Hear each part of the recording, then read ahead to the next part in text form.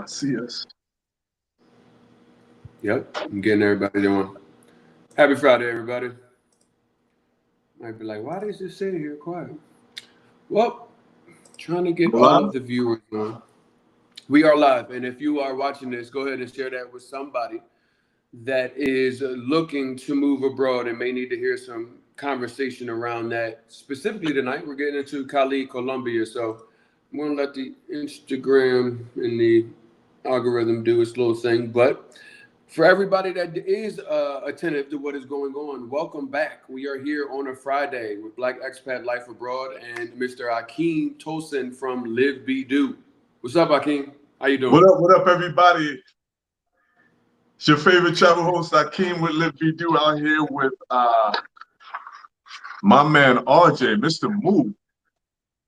Nah, it's good to be back. It is good to be back. If you guys do not know me, my name is RJ, originally from Philadelphia, but I have been living abroad and doing my best to make it a lot easier for you to take the same route and the journey to move abroad. Definitely excited to be here and get into this conversation about Cali, Colombia. Not only because of destination, but because we are going to talk about some general things that are going to be ideal if you are an American in the United States looking to move. The destinations are one piece, but how to move, the spirit of moving, the intention, the thought process behind it is something I need you guys to lock in. And so we're going to get into that tonight. But for everybody that doesn't know you, I want to do introductions as well as on my end. We're going to start off with you, Akeem. For anybody that doesn't know you, talk to me who you are. What is your story? The Live Be Do movement, excuse me. All right, well, my name is Akeem Tosin. I am the founder and travel host with Live Be Do. I'm originally from the Bronx, New York, relocated via the military to Virginia. So I tell everybody I have a house in Virginia, I have a home in Virginia, but I am a citizen of the world. So, you know, I spent a lot of time in Cali, Colombia, live part-time in Cali, Colombia, but I also host group trips throughout the country, throughout Colombia, throughout Cuba, throughout Morocco, and now we're moving into Brazil. Nice. And now we're getting into relocation. Uh, I tried to avoid it, honestly. I tried to avoid it. I tried to, I would give people advice on what to do and, the do's and the don'ts. And, point them in the right direction, point them in the direction of legal counsel and doctors and things like that. But people still, there's like an influx. There's been an influx of people inquiring about moving abroad. There have been people who, no matter how much you give them, how much information you give them, um, they're still not really taking advantage of it. They're still not really. Some people are making mistakes, and some people are just they need extra encouragement. So what I'm offering them is I'm offering them an opportunity to test drive living abroad. So that's my whole contribution to the whole relocation piece, is to help them test drive living abroad, help them get acclimated to the local culture, the local language, local laws, and just living. Just helping people with shopping and getting around the city of Cali, Colombia. Because even though Cali is it's one of the lesser known cities, it's actually the third largest city in Colombia, with just around, give or take, 3 million people. And so people have this mindset that, Cali is this small town, but it's not. It feels like a small town. The hospitality and the vibe of the people, but in actuality, you can get lost. It's a huge city. So that's my contribution. That's my kind of my origin story. Nah, I get it. I get it. It makes a lot of sense, and a lot of people don't realize, and you know this just as I do. there's a huge black population in Cali, and as Black Americans, we aren't often given the eyes in to these places because when we think Colombia, we're like, oh, certain people, most people probably look like this, and in places like Cali, you see large African populations, Afro-Colombian populations, which probably goes against the grain of what people are seeing. But oftentimes, when looking to move abroad, they're asking for those things or traveling. What's the community like? So, Cali definitely brings a unique perspective to what it is that you guys have to is on people's plates. You hear me okay, Akeem? Just want to make sure. Your volume is going in and out.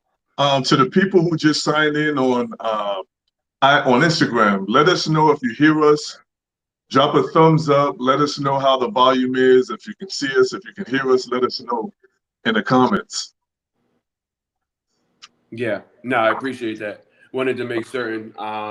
But want to get into tonight because a lot of people are looking to move. What we do here on the Black Expat Life platform is connect you, the people that are watching this, the people that are looking to move abroad, to the resources that you actually need. So obviously, we're here tonight with Cali. We have been on this week with Panama. We have only been on this week with South Africa, Yeah. as well as Playa del Carmen yesterday. So what you guys can count on is us doing our best to connect you to the destination experts that are going to help you move abroad and help you navigate this process. But also some of the things that you guys may have forgotten when you're looking to leave the burning house that is America right now. So tonight is all about you guys, the people that are looking to move abroad, and we're going to get into Cali, Colombia. Not the burning Let me house. ask you, bro. Listen, the America is a burning house right now, and so many people are running out Yeah. without any of the resources that they need to do so. So that is why we bring these conversations to light. Let me ask you, because I know how I got to Colombia. What made you take your first trip to Cali? What made me choose Cali? Yeah. Well, Cali was an easy choice. Cali, I'll be honest with you, my first experience in Cali was 2018, 2018. I was in Okay. Cali for the Petronio Alvarez Festival. Now, I want to make a distinction between tourism and relocation. I did both cities. I did Cartagena and Cali in the same year. I did spring break in Cartagena. And, I was told Okay. about the Black experience and the Black culture, the Black history in Cartagena, which was dope. It was eye-opening, informative. It was a great experience.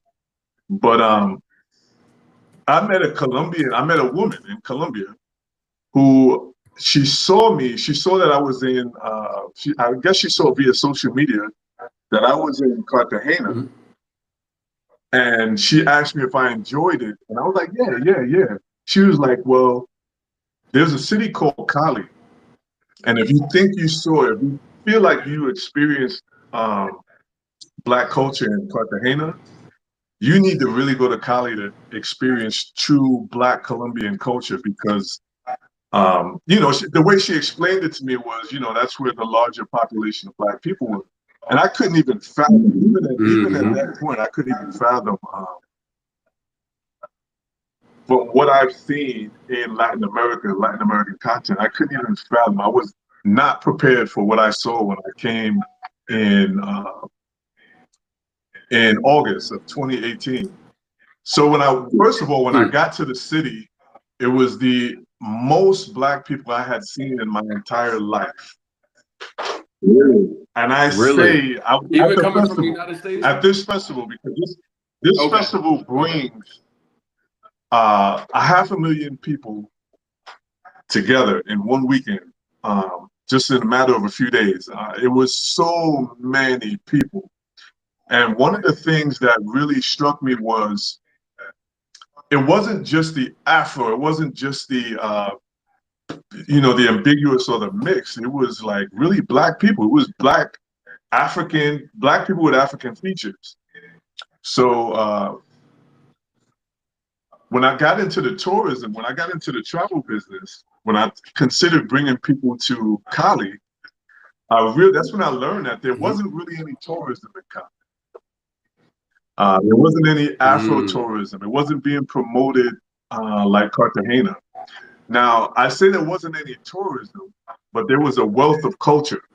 So, long story short, we'll get to that later on, probably down the line. But just to move through a little quicker,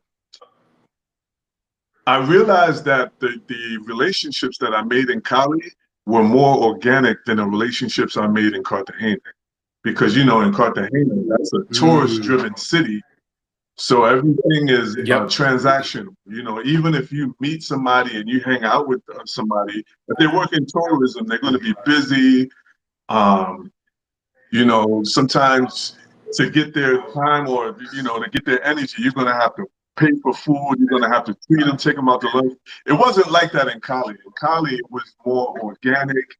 It was more, hey, come over to the crib. Hey, come meet my family. Come meet my neighborhood. Come meet my village. Come meet people. So the experience was completely different. And the fact that there was very little tourism, I mean, Cali is known as the South capital of the world, but the tourism, as far as like tourism, cultural tourism, it's not a popping place. It's not an international city. So in that regard, it was easy for me to blend in because there's such a large population of Black people. Cali is the third largest city in Colombia, and it has the largest population of Black people in the country, Black Afro-descendant people. So it's one of those places where if you don't speak, if you and I, if we're like walking down the street and we don't speak, people just assume that we're Colombian. And that was beautiful. That was different. Yeah. That was a completely different experience. Yeah. Being in a place, being overseas, being in another country and not being pursued or harassed by vendors was a completely different experience. It was a place where you could actually live. And so that's why I tell people Cali is for living. Cali is definitely a place for living. That's real. And I stumbled on Cali. I stumbled on in my mind, living in Cali was in the future. But I was in Cali all the time. I was in Cali like, you know, every other month or, you know, all the time. I was just traveling to Cali. And then one day, we decided to get an apartment. We decided to just check on apartments. And I was dating a young lady in Cali, and we started looking at apartments. And when I saw how easy it was and how inexpensive it was, we had the apartment right away. And that was just the start of it all. That was 2022. So from 2018 to 2022, you know, I have been going back and forth to Cali. I have been taking people to Cali, hosting groups in Cali.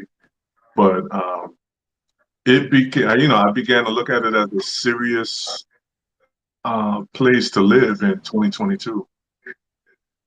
Unintentionally. Yeah. That's what happens in Colombia. The energy is unmatched, and it kind of grabs you. You know, there are a number of places and destinations. Our conference will be talking obviously about Cali, Medellin, and Santa Marta. And so many of these different cities are different. They're going to offer you something different. They're going to give you a different perspective of who you are as you go into the city and learn more about what each city offers. So Cali is one of those places, as you mentioned, you might need a little bit of Spanish. When you first came to Cali, how fluent were you in Spanish? Can you repeat? When you came to Cali, how fluent were you in Spanish? When I first came to Cali, my Spanish was basic. My Spanish was not conversational. My Spanish was just greetings and, you know, hola, buenos días, buenas tardes, buenas noches, ¿cómo estás? I knew very little very little. And I had a friend. I was with a friend, Nikki, and she can tell you we both we were we had a good time, but communicating was a bit of a challenge because back in those days, like nobody, not even our driver really spoke English. Now more people, you run into more people Okay. who speak English now. But nah, I took a few street lessons. My Spanish is more street Spanish, but I'm gonna tell you, I'm gonna be honest with you. For those of you who are looking to move abroad, if Cali is your destination, if Cali is on your radar, learning Spanish is easy. Um, just for me, just being my Spanish it didn't come from lessons, it didn't come from Duolingo. The majority of my Spanish just came from just being immersed and speaking to people daily, Mm-hmm. um, and just not really having any other option. And one of the things I began to learn was my daily conversations were mostly repetitive. You know, the door, you know, the not the doorman, but the vigilante or neighborhood watch. You know, it's the same thing. And when they're talking about. So basically, it's about context. So for me, that's what helped me, context. Yeah. Because if I'm talking to the vigilante or the neighborhood watch, you know, we're talking about the neighborhood. Um, if I'm Right. in a grocery store, then we're talking about groceries. We're talking about shopping and things that pertain to shopping. And of course, you want to study. You want to when you learn new words, you want to go back and find definitions and better ways to say it. But I want to say listening was the most important part of my Spanish language journey because hearing the accent and understanding like what people are saying, because people are not speaking in an English cadence, they're not speaking in a cadence that I'm familiar Nope. with. So I can be familiar with vocabulary words, but the cadence and the accent might throw me off a little bit. But being in it, being immersed in it, and having to hear it every day really helped me a whole lot. And I'll tell you, it only takes a week. It only takes a week, less than that, because everybody I've brought to Cali we usually do our trips from Thursday to Tuesday. They're usually speaking some form Okay. of Spanish. They're usually comfortable speaking some form of Spanish, you know, midway through the trip. So I tell people because they always ask, like, do I need Spanish? I'm like, you don't need to nah, be you don't. fluent, but you need to be open to learn. And that's what the problem is. The ability to learn is there. Most people may not be open to learn. That's the problem. You have to become open to learn to be able to get the education, to learn the language, to learn what to say and when to say it. Because a lot of people are leaving and like, well, I don't need Spanish. I'll just use my translator. That's really difficult when having a conversation with somebody and trying to have a conversation that's like, okay, we're going to go back and forth because the phone is there. But if you aren't willing to, okay, ask the question, ask how it is, but also use those words and or sentences and like regurgitate them. A lot of people won't even do that and think, well, I just need to go to school. And oftentimes we haven't been in a school setting in 15, Right. 20 years where we have to remember vocabulary words or do some sort of standardized test. And I'm like, the best thing you can do is get on the ground and be open to learn and immerse yourself in the language and the culture, and you will organically start picking things up. But you guys are thinking that you need to be fluent in anything. You just need to be open. And I tell Yeah, people that's that really because it, that could be a man. barrier. Hmm. Nah, that's what I'm like. Just need to be open, because a lot of people are thinking, "Oh, Colombia, I don't know any Spanish," and it's like I came with the little bit of Spanish that I had. I started in Cartagena. I didn't even know what was impactful to me at the time it was said, but I could tell he was pointing, and he said, "Tu eres mi color, tu eres mi color," and And I had to ask somebody what it meant, but it was somebody embracing me for me being black, just like they were. And that was the first time where I was like, I don't know what he said, but it felt like it was right. And that was my experience in Cartagena. And you know, I haven't been to Cali as of yet, but my thought process is the things that you've seen have caused you to build community. Can you not hear me? I feel like I'm connected perfectly fine. Are you guys having a problem with hearing me? Because my audio is coming in loud and clear on my end. Can you say something? I don't know why for some people. Hey, Don. Yeah, you don't need to be fluent. For those of you who are watching us on Instagram, can you hear us? How's the volume? Let us know what the volume is sounding like.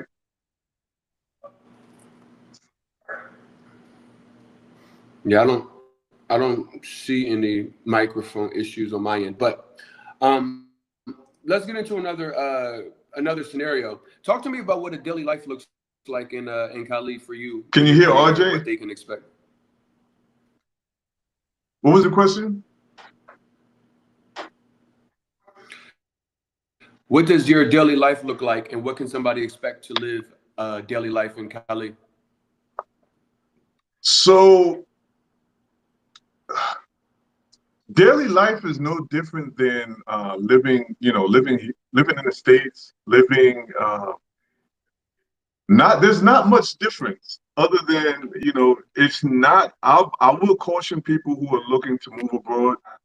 It is not, it is completely different from your vacation experience. It's two completely different experiences. Um, Visiting Cali, you don't have any, you're doing tours. You're probably just shopping and going out to restaurants and things like that. Once you move to the city, all of that goes away. You get into a regular daily routine. So, for example, a regular day for me in Cali is I would get up in the morning, I would have my coffee, I would go hike one of the highest trails in the city. Um, Go up Tres Cruces every morning. There's a lady at the top of the mountain and she makes fresh juice. Get the fresh juice. Come back down, have breakfast at the house, and then start my day, do my day. Like whatever type of work I'm doing at home, or if I have meetings outside of the home, if I have to go grocery shopping, uh, laundry, barbershop, it's just regular routine. A routine that we have at home is the same. Now, I will say this. I walk more in Cali. I'm more active in Cali. So I'm able to keep my weight down in Cali. Yes. Okay. For example, perfect example, when I'm in Cali, I walk blocks to buy groceries and then I come home and, I'm walking. When I'm in the United States, I drive across the street to the grocery store to get my groceries, and I don't feel any way about it. And I had to catch myself a few times. But there's also socializing, like socializing in a community. One of the routines is we have the neighborhood watch. So talking to the neighborhood watch, um, talking to the people, the people you see every day. Things that we used to do in the United States back when we used to get up and we would go grocery shopping or go to the corner store, go to, throughout the neighborhood. Cali is pretty much like that. My life in Cali is pretty much like that. Just being neighborly, speaking, uh, recognizing people recognizing, going to coffee shops and things like that. There's nothing out of the ordinary. I will say this about Cali. What makes me comfortable living in Cali is the Black population. And I've gotten into conversations with people, debates, if you want to, call it a debate. My personal opinion, this is my opinion, don't shoot me. For people who are looking to, I don't know, repatriate to Africa, or people who are looking to go back to Africa and learn about Black history and what life was like before the Middle Passage, I think the journey should go through not South America, but Latin America. Because contrary to popular belief, Latin America has retained a lot of its Africanness. So there are a lot of things that happen in Latin America, in Puerto Rico, Dominican Republic, most, if not all, Latin American countries with a Black population. Even if the Black population is small, you're going to find traditions and you're going to find habits, recipes, food, drinks that have African roots and that have specific, like you'll be able to trace it back to specific countries in Africa on the western coast of Africa. So I think a couple of weeks ago, we had a dinner at Black Round. Black Round is a dope space in Cali, Colombia. For those of you who are coming, most of our events are going to be at Black Round. Shout out to Beatriz Valanta. We had a conversation and we had some people who were visiting Cali, Black people who were visiting from the United States, as well as Black people from the United States who live in Cali, and Black locals. You know, we were all just sitting around and we were having a conversation and just, talking about our experiences in Cali. And there was a young lady who lived in Africa. Her name is Summer. She lived in Africa, and we had that conversation. We were able to mix. And even though we were not on the same side, she disagreed. She could still say that a lot of her experiences in Africa were, she was able to make connections in South America, make connections in Colombia and in other Latin American countries. She was able to find roots that were even lost in Africa because of colonization and things like that. So that's just my opinion. I'm not going to fight you about it. We can disagree, but I believe that before we go back, and one of the main reasons for this belief is Africans do not know what it is to be Black.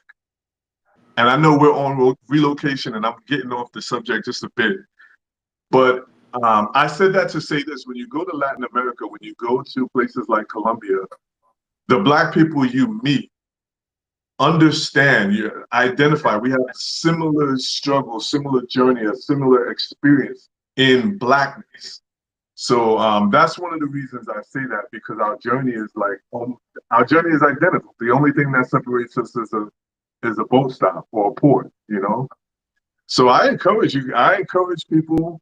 You guys know that I have the Live Like a Local experience coming up in February. I wholeheartedly encourage you to spend some time.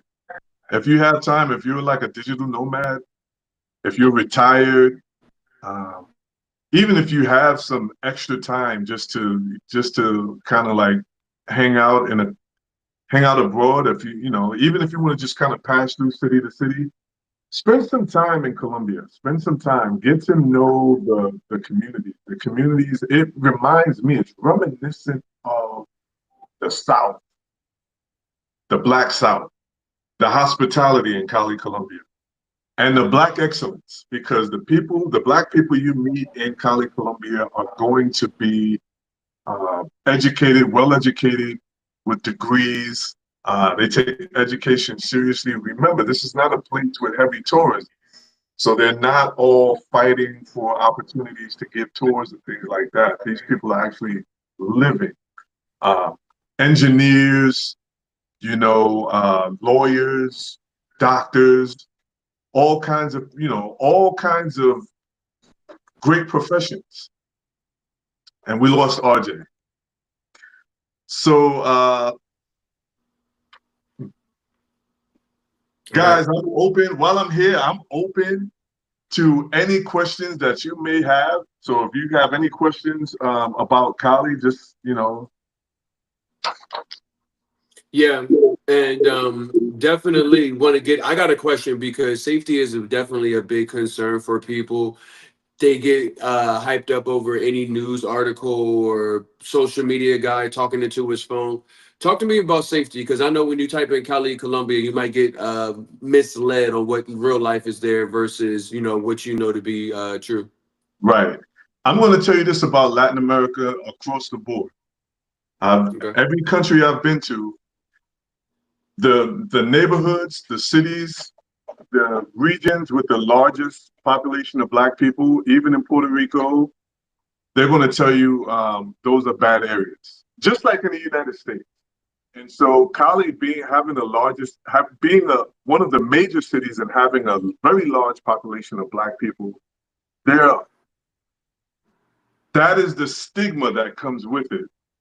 But honestly, I'll tell you an experience that I've had in Cali with local Black Colombians. Okay. I'm gonna tell you, but it's gonna blow your socks off. There were times when things were going on in the United States and I had to fly back to the US, and the aunties would pray for me before I left Cali, bro. Because they know. If they heard of a mass shooting, if they heard of something crazy happening in the United States and they knew that I was leaving, they give me the blessing, but they would pray. I'm talking about lay hands. I'm talking about really go in if they knew that I had to go back to the United States. So, you can take that and do what you want with it. But, Cali Yeah. is, and I'm not going to downplay the crime. Cali is, like I said, the population is like give or take 3 million people. So you're going to have crime, but it is not the most dangerous city in Colombia. And particularly for tourists and immigrants like us, I'm not really going to use, I don't really use the word expat too much, but immigrants like us in our communities, um, crime, I think the worst I've heard in Cali is people getting their phones snatched. Okay. So, and another thing with the hospitality, we're going to go back to the hospitality in Cali. You could be walking down the street with your phone out, and some random person will come up to you and tell you, put your phone away. Mm-hmm. That ain't I just can't tell Cali. you how many times I've seen that happen when I'm on a tour with a group or I'm just walking with some people who are new to Cali, and some random stranger will walk up to the group and say, "Hey, put your phone away." Hmm. So Yeah. yeah, Look out.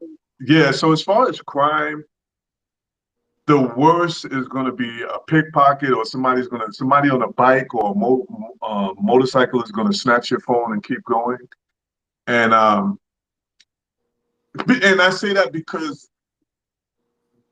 as foreigners, we're not in the neighborhoods where crime happens. Just like the same way in the United States, I don't live in a neighborhood where there's shooting. I don't live in a neighborhood where there's drugs and prostitution. We Hmm. live on that same level abroad, and that's an important detail to consider. Like when you're moving abroad, don't do anything in Cali that you wouldn't do in your own home city. So that's my advice for anybody traveling abroad, whether it's for a weekend, a week, a month, or whether you're going to live abroad. Don't do anything in another country that you wouldn't do in your own city or in your own neighborhood. Please. Yeah, and I think that's where a lot of people get clipped up at. Because I asked them, well, would you do this in Philly or would you do this in Atlanta? And they're like, well, no. And I'm like, well, why would you do this here? Yeah, You nah, know, this thought process that, well, I'm on vacation and it's not my country. And it's just like, you are a guest. You are right. a guest in another country. You don't just come there and it's like, well, why isn't this like my house? Because it's not your house. You are Right. a guest here. So understanding that is one of the biggest keys to moving abroad, no matter where it is that you may be looking to end up. Because nobody, no country, no community, no culture is waiting for you the individual, to get to feel like, oh, now they're here, so now we can get our stuff together. It's Right. not like that, even though America has positioned Right. American presence. It's like, well, we bring our US dollar. These people have their own currency, their own government. They're not waiting for you. In that thought process, you might as well stay in the United States with those similar thought processes, because I will tell you, as a person that does live abroad, what you do, especially as a Black American, coming abroad, it does impact the community of Americans that do happen to live abroad, because we are often getting questions about that. We are often, as a scenario, and I've seen this in Cartagena, bro. It's like everything in Americans do, like it's just Americanos, extranjeros, Americanos. But the Yeah. moment Black people came to Cartagena and started throwing money in the streets, African Americano, and I was like, "What? Do you see how quickly that turned?" So Yeah. thinking about this is really important, you guys. I want y'all to keep that in mind. Yeah. I got a Please. question that somebody's Okay. asking, bro. Okay. I'm gonna bring it up on the chat. Let me know if you can see it, but I know it'll show in the stream. It says, "Can you guys tell me about your residency experiences? What about the ease to learn Spanish? Are you fluent?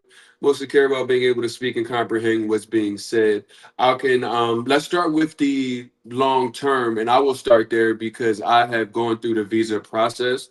Yeah. Um, Yeah. Yeah. and it is definitely something to navigate. Your story is your story, because you may be looking to fall in love with the Colombian and maybe you can get a marriage visa. You may be looking to come and learn Spanish and you maybe can get a student visa. There are work visas that are available, but I will tell most people the popular ones are obviously the digital nomad visa.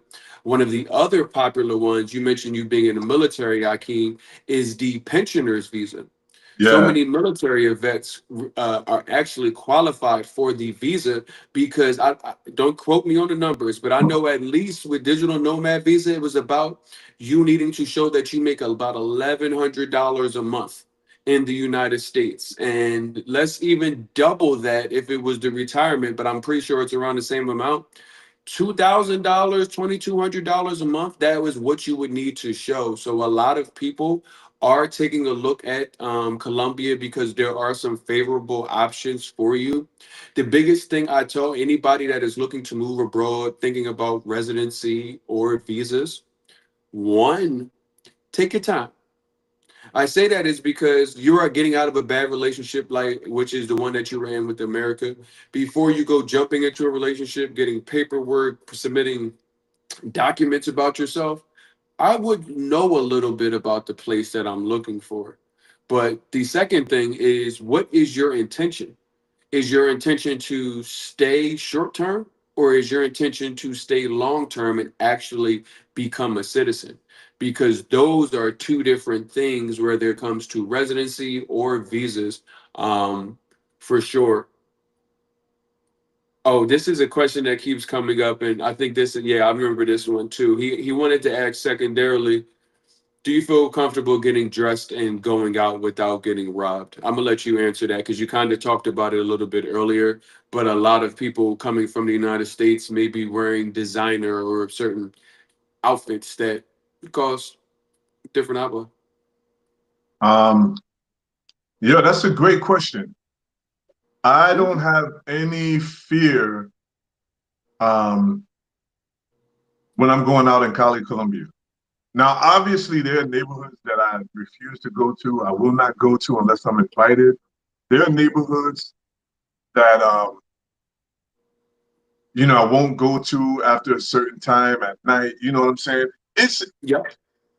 life in Cali is the same as life in New York or life in Baltimore, life in any major city. Cali is a major city. Um, one thing I can say is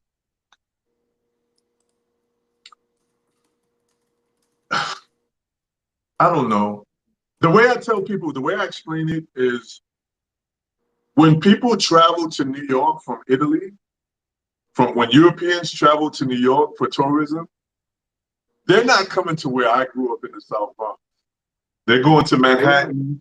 They're going They're to not the coming tourist uptown. districts and That's what things I'm like that. saying. And just like New York has beautiful downtown, high buildings, and Cali has the same. Colombia has every city in Colombia has that. So no, to add the short answer, no, I don't feel I feel safe. I feel very safe. And as I stated before, I don't know if the person heard me or not.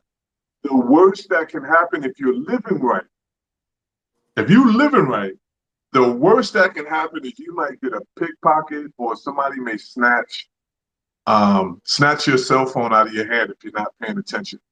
And those Yeah. two things, even though they don't happen much in the US, go to any European city, Paris, London, go to any Lisbon, any of those European cities, and you're going to run into the same situation, pickpockets and thieves and things like that. So as far as safety, yes, Cali is a safe city. And the fact Here's what that I'm one gonna of the say, things bro. that make it safe is it's not a tourist city. So when we're out there, when I'm out there, when I'm dressed and I'm wearing my clothes, nobody is. I'm not a target because if I don't open my mouth, in the areas that I'm in the neighborhoods that I'm in the malls that I go to, the places that I frequent, I'm.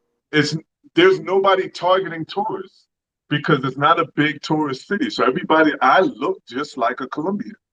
I will say Well, this: no flashy jewelry, that's the problem there, bro. No no flashy flashy jewelry. jewelry. Leave your How you gonna leave tell an your jewelry American not to home. wear Leave, that? leave your Jordans home. Leave all of that home.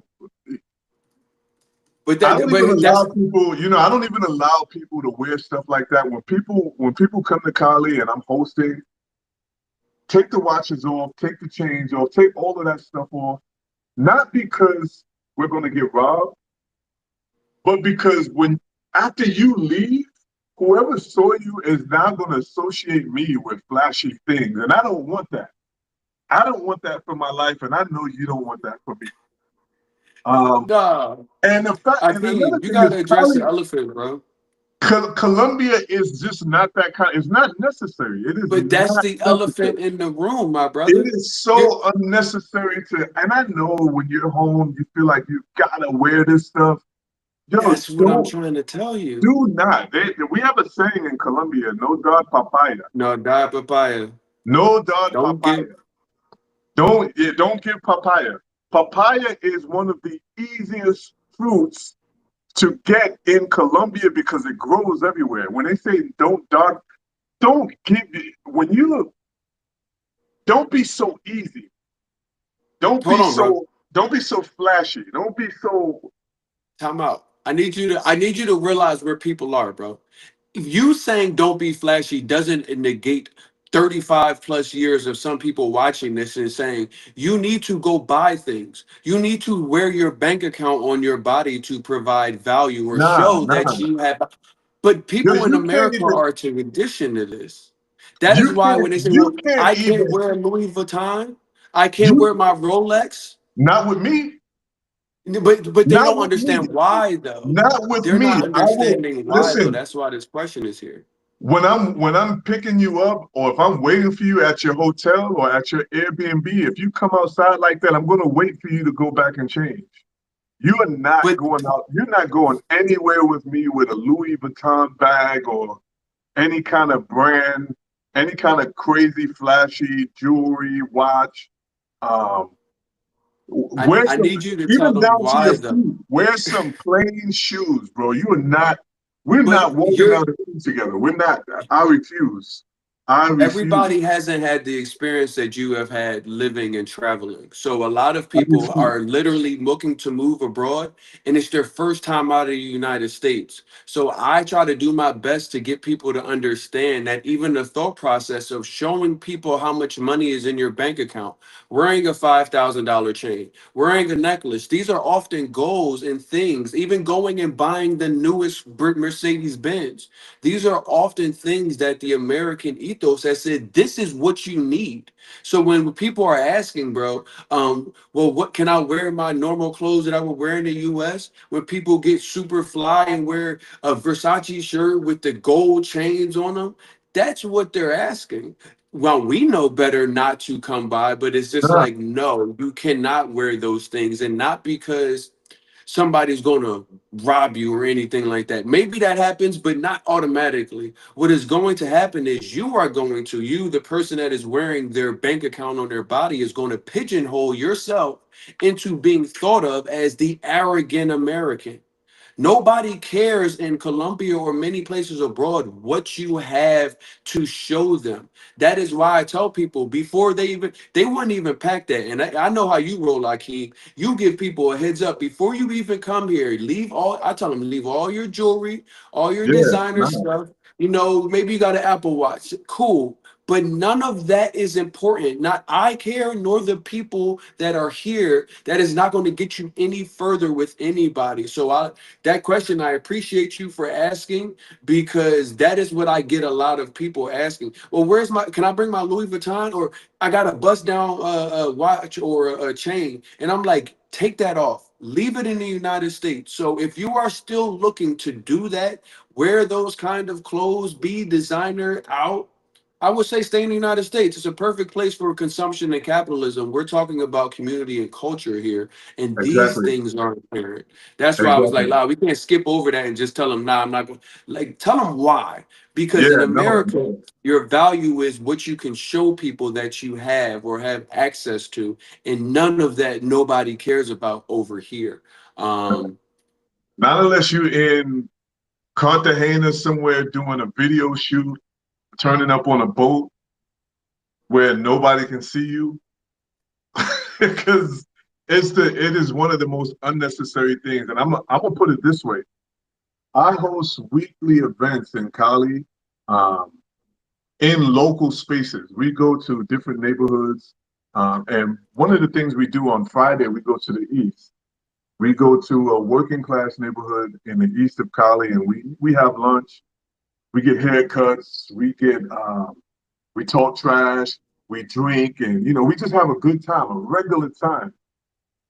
The last thing we want to do is um, I'm very cognizant. I'm very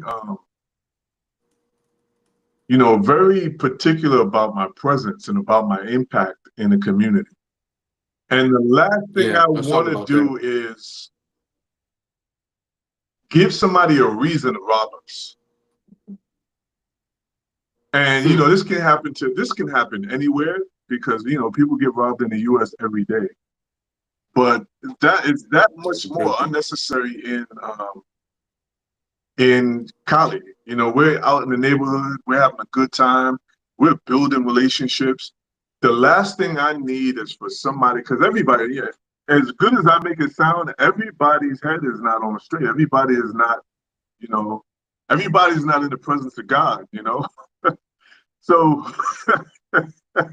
That's a so, and fact. I say that to say this. I say, yo, listen, people do get robbed.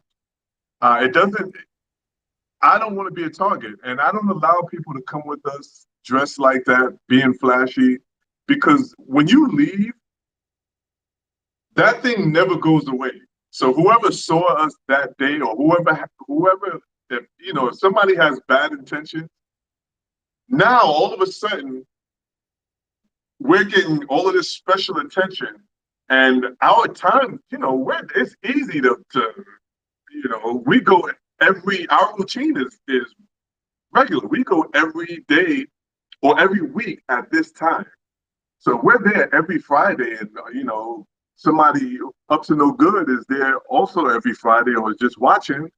After you leave, some person with the flashy stuff, and I'm there with a group, or we're there with a group, they just automatically assume that we're all flashy, or it just exposes us, and it's just unnecessary. So, like I said before, if you're in Cali, if you come to visit and you're wearing all of this flashy stuff, I'm gonna wait for you to go change your clothes. I'm gonna ask you politely, yo, because you put everybody at risk. You put everybody at risk. This Colombia is not on the level. I don't know how to articulate this, but, and I don't want to sound crazy, but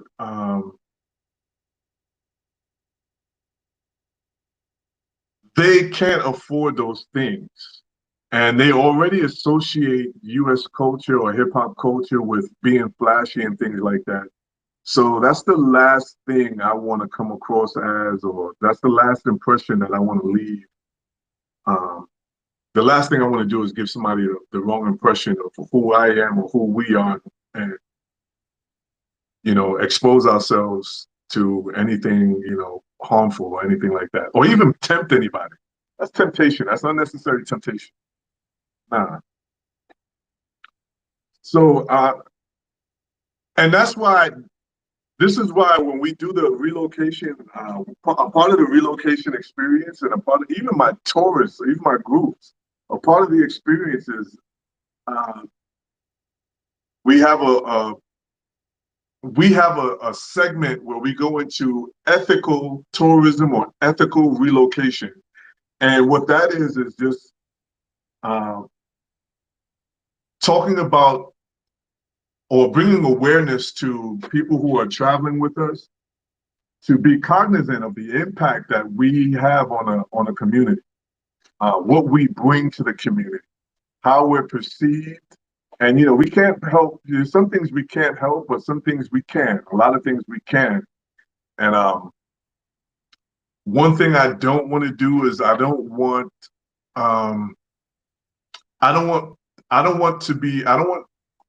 people from the United States to be associated with make it rain culture or flashy things. And, you know, I want people to come and live. All of our experiences are immersion experiences.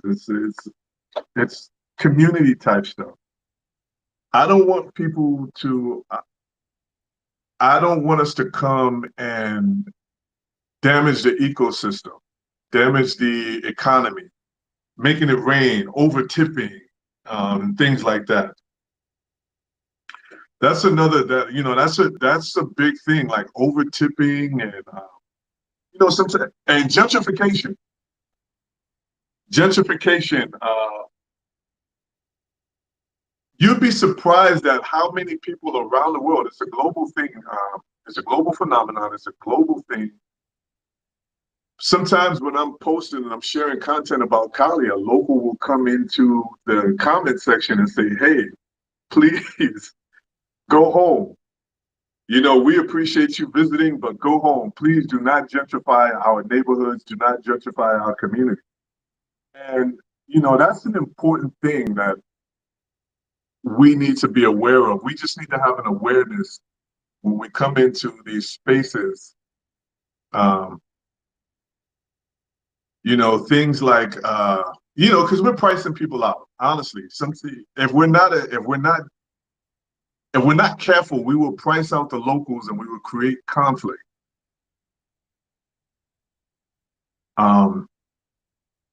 Like, for example, I'll give you a few examples. I have a cleaning lady and she'll come to the house, and I remember the first time she came and she gave me her price for the day. Her price for the day was 50,000 pesos.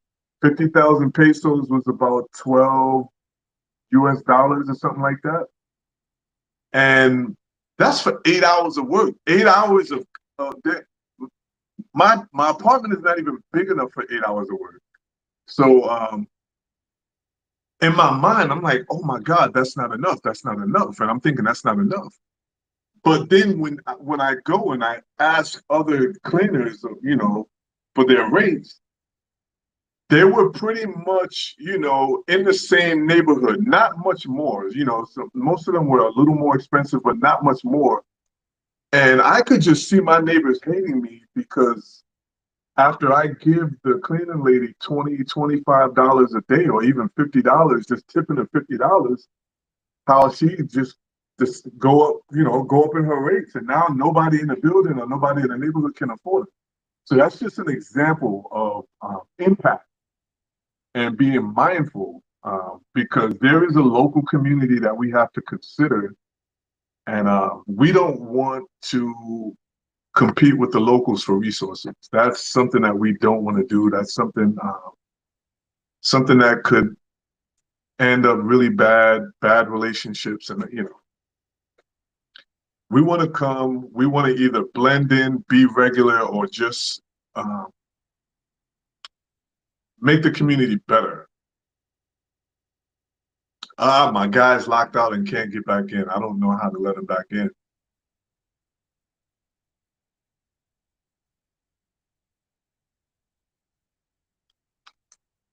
While he's figuring out how to get back in, I'm going to take questions. I'm not on his YouTube, but if anybody on Instagram, Live Be Do on Instagram, if you're on Instagram, if you have any questions for me, I'll be glad to answer questions while he's figuring out a way to get back in. And I'm not sure if I have access to his YouTube question or his YouTube audience.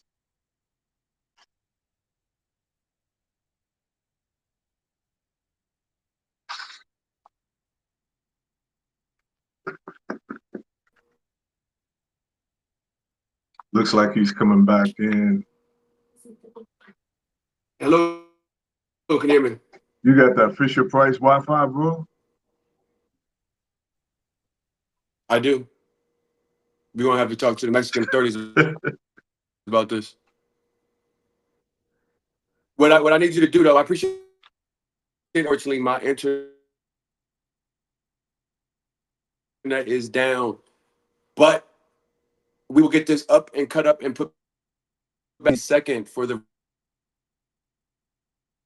virtual relocation conference. We're going to shoot out some information to you guys on how to get signed up for that ahead of our relocation tour starting in 2026. You got anything for the people, Akeem? All right, cool. We're closing out. All Yes, right, sir. guys, due to technical difficulties, we're going to close out, but we're going to have to continue this another time. info@livebedo.net. If you are interested in relocating to Cali, if you have any questions for me about life abroad and any general questions, please reach out, info@livebedo.net. Also, if you're interested in our relocation event, Living Like a Local, Live Like a Local in Cali, Colombia in February, we're giving you an opportunity to test drive living abroad for the month of February. You can stay up to 1 month. We'll have information sessions with lawyers. Immigration law will be covered. We'll be covering immigration law, visas, the visa process, taxes, business ownership, home ownership, healthcare,